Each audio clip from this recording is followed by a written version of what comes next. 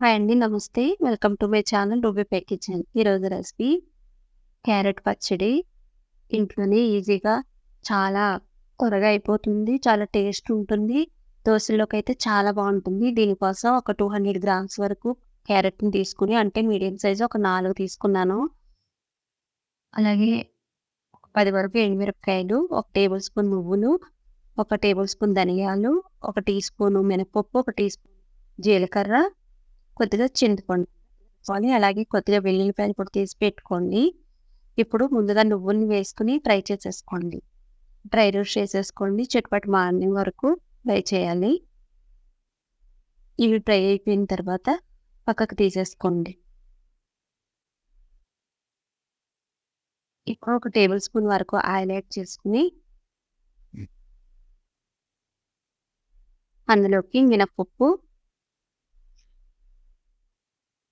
ధనియాలు,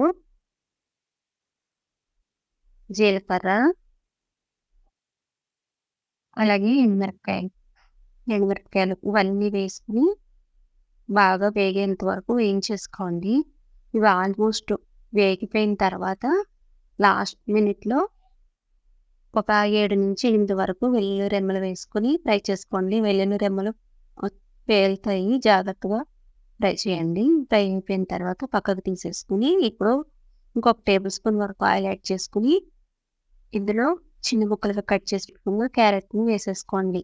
ఇవి 4 medium size క్యారెట్‌లనమాట. కొంచెం చిన్నగానే కట్ చేస్తే త్వరగా వేగిపోతాయి. అలాగే తగినంత సాల్ట్ కూడా యాడ్ చేసేసుకొని ఫ్రై చేసుకుంటే తొందరగా మగ్గిపోతాయి క్యారెట్లు. ఇలా క్యారెట్ ముక్కలు ఫ్రై అయిపోయి ఆల్మోస్ట్ దగ్గరకొచ్చేసిన తర్వాత చిన్న చింతపండు ముక్కను వేసుకోండి. ఎక్కువ పట్టదు. కొంచెం చాలు.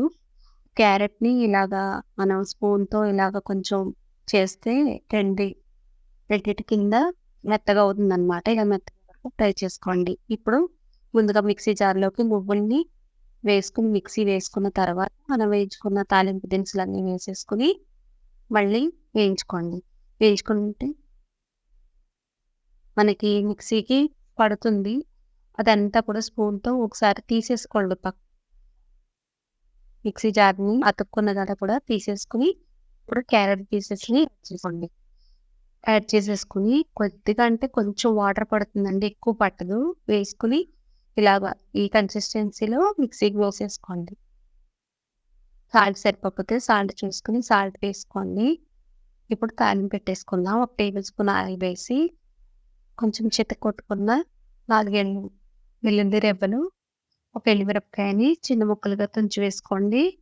అలాగే కొద్దిగా ఆవాలు, కొద్దిగా జీలకర్ర, మినపప్పు, కరివేపాకు కూడా వేసుకొని తాలింపు ఫ్రై అయిన తర్వాత తాలింపు పెట్టేసుకోండి. అంతేనండి. చాలా సింపుల్‌గా, ఈజీగా చేసేసుకోవచ్చు క్యారెట్ పచ్చడి. దోసలోకి చాలా చాలా బావుంటుంది. తప్పకుండా ట్రై చేయండి. ఈ వీడియో నచ్చితే లైక్ చేసి సబ్స్క్రైబ్ చేసుకోండి. Thank you for watching.